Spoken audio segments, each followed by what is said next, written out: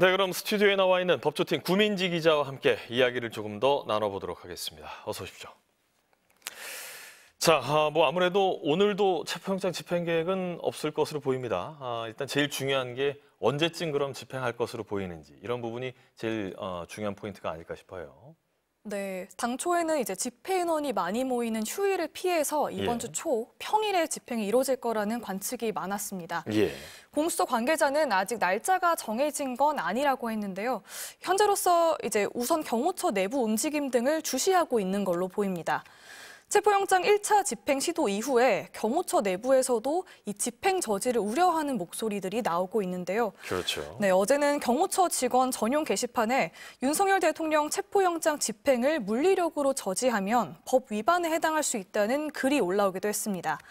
특히 박종준 전 경호처장이 사임하고 강경파, 이른바 이 김건희 여사 라인으로 불리는 김성훈 경호처 차장이 직무대행을 맡으면서 경호처 내부 파열음은 더 커지는 분위기입니다.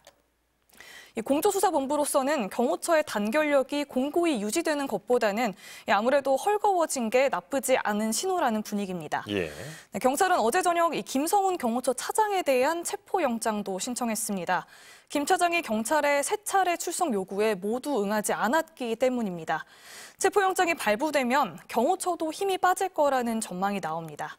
그런데 또 다른 강경파로 불리는 이광우 경호본부장도 경찰의 2차례 출석 요구에 응하지 않았죠. 그렇죠. 네, 경찰이 내일 오전 10시에 출석하라고 이번 이제 3차 통보를 한 상황인데 내일도 나오지 않으면 이 본부장에 대한 체포영장도 신청할 걸로 보입니다. 그래서 이렇게 경호처 간부 2명에 대한 체포영장이 발부되는 것까지 보고 윤 대통령 체포에 나설 수 있다는 관측도 나오고 있습니다. 이 둘까지 체포영장 발부하는 걸 보고 윤 대통령 체포에 나설 수 있다. 는 이제 가능성도 제기가 되고 있는데요. 네, 이럴 경우에 이제 윤 대통령 체포영장과 경호처 간부 2명의 체포영장 집행이 같은 날 동시에 이루어질 수 있다는 이 방식이 유력하게 거론이 되고 있습니다. 그렇군요. 네, 그러면 이번 주 초보다는 아무래도 체포영장이 발부된 뒤인 이번 주 주중에 집행할 가능성도 있습니다. 네, 하지만 공수처 안팎에서는 이것저것 재다가 실기하지 말고 시간이 더 흐르기 전에 집행에 나서야 한다는 목소리도 많습니다. 아무래도 그런 얘기가 나오는 이유가 있겠죠. 일단 2차 집행까지 실패하면은 공조본 자체가 더 비판을 좀 세게 받지 않을까 이런 얘기도 나오고 있고요.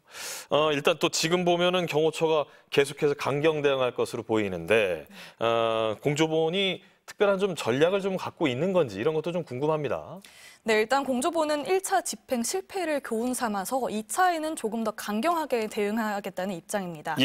네, 먼저 이번에는 체포영장 집행을 막아서는 인원에 대한 체포도 이뤄질 걸로 보입니다. 그렇군요. 네, 앞서 오동훈 공수처장과 이호영 경찰청장 직무대행이 체포영장 집행을 막아서면 경호관은 물론 국회의원까지 현행범 체포를 할 수 있다고 경고를 했고요. 국회의원도 현행범 체포가 가능하다. 네, 라고 경고를 했고 이제 경찰은 광수단 수사 책임자 전체 회의에서 경호처 직원들에 대한 현행범 체포 가능성을 염두에 두고 계획을 검토한 걸로 알려졌습니다. 네, 윤 대통령 체포는 공수처, 또 집행을 막아서는 경호처 인력의 체포는 경찰이 주도하기로 역할도 나눈 상태이고요. 그렇군요. 네, 또 1차 체포 시도 때 경호처 인력에 밀려서 이 저지선을 뚫는 데 한계가 있었잖아요. 그렇죠. 어려움이 있었잖아요.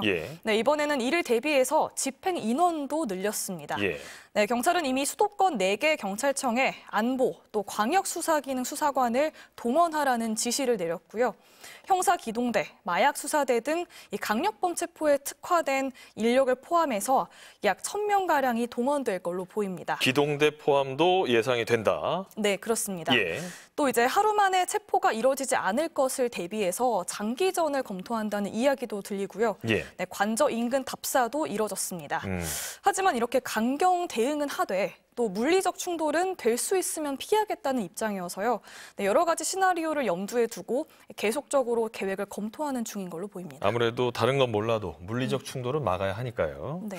자, 체포영장 집행과 별개로 이번 주부터 일단 윤석열 대통령에 대한 탄핵 심판 정식 변론이 시작이 됩니다. 네, 그렇습니다. 헌법재판소는 내일 모레 윤 대통령 탄핵 심판의 첫 정식 변론을 여는데요. 네, 윤 대통령 측은 조금 전 입장문을 냈는데 이 첫 정식 변론에는 출석하지 않겠다고 했습니다. 출석하겠다라고 했던 기존의 입장하고는 좀 달라진 건가요?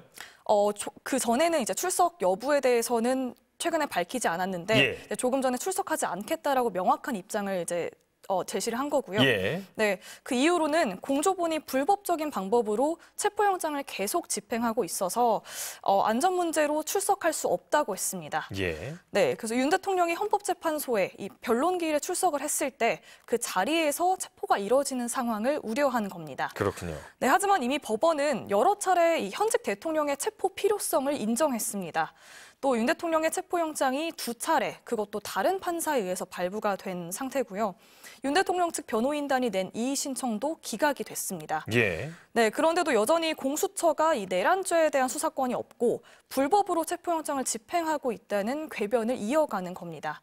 이 적법한 출석 요구와 체포영장 집행을 거부하고 조사를 받지 않겠다고 버티는 건 자신들인데 마치 너네 공조수사본부 때문에 우린 나가고 싶어도 나갈 수 없어 라고 하면서 남 탓하기로 일관하고 있다는 지적이 나오고 있습니다. 여기서 한 가지 확인하고 싶은 것은 변론 기일 중에서 하루도 나오지 않겠다, 아예 나오지 않겠다 이렇게 봐야 될까요? 아니면 첫 번째 변론 기일만 나오지 않겠다 이렇게 봐야 되는 걸까요? 지금 한 5차례 변론 기일이 예정이 되어 있는데요. 네, 그 이후에 변론 기일에 대해서는 적정한 날짜를 보고 출석하겠다라고 하면서도 그러면서도 경호 문제가 해결이 돼야 한다고 제시를 한 상태입니다. 그렇군요. 자, 12.3 내란 사태에 깊숙이 개입했던 인물들에 대한 재판도 지금 계속 이어지고 있습니다. 네, 그렇습니다. 서울중앙지법은 오는 16일 김용현 전 국방장관에 대한 1차 공판 준비기일을 엽니다. 이 김 전 장관은 12.3 내란의 핵심 인물 중에서 가장 먼저 구속돼서 재판에 넘겨진 인물이죠.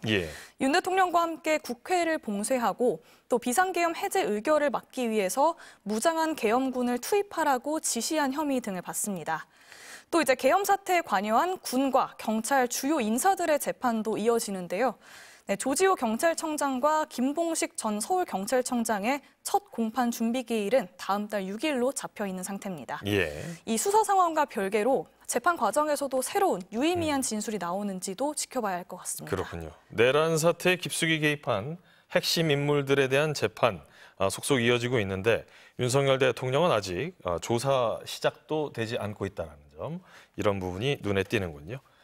구민지 기자 수고 많았습니다.